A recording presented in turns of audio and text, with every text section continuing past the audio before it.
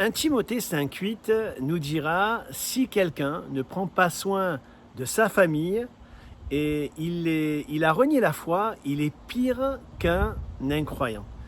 Ces paroles semblent rudes, mais je crois que servir Dieu, c'est aussi concrètement être présent pour sa famille et prendre soin déjà des siens. Je crois que si nous ne sommes pas capables de prendre soin des nôtres, nous ne serons pas capables de prendre soin des autres.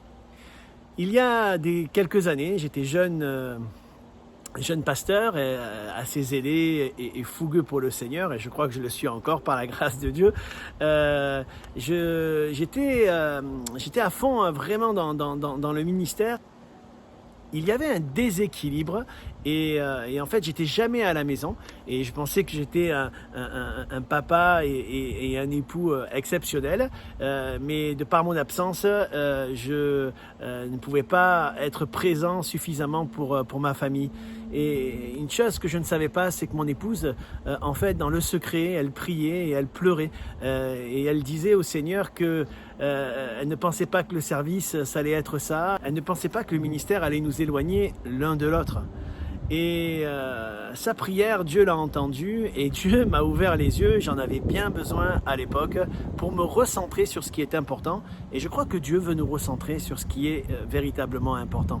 J'étais dans une période de jeûne et prière et un soir, je me suis endormi au pied du lit d'un de mes enfants.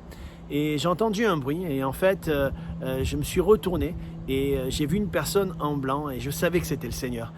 Et il m'a regardé avec plein d'amour et plein de tendresse et sans aucun jugement. Et moi, je lui ai posé cette question. J'ai dit: Seigneur, qu'est-ce que je peux faire pour plus t'aimer? Et le Seigneur m'a répondu: aime plus ta femme. Ça a été tout simple, très court, et j'ai été convaincu de péché. J'ai demandé pardon au Seigneur profondément.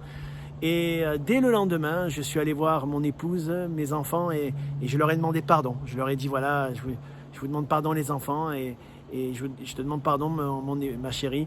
Et si vous voulez bien, on va prier ensemble pour que je sois un meilleur mari, un meilleur papa. Je crois que c'est important de se recentrer sur ce qui est important, et des fois on peut servir Dieu, on peut faire des choses pour une bonne cause et au détriment des fois de notre propre famille. N'oublions pas que notre famille, notre foyer, c'est ce qu'il y a de plus important que Dieu nous a confié. Et si nous sommes capables de nous occuper tendrement, avec amour, avec patience des nôtres, alors on pourra s'occuper des autres.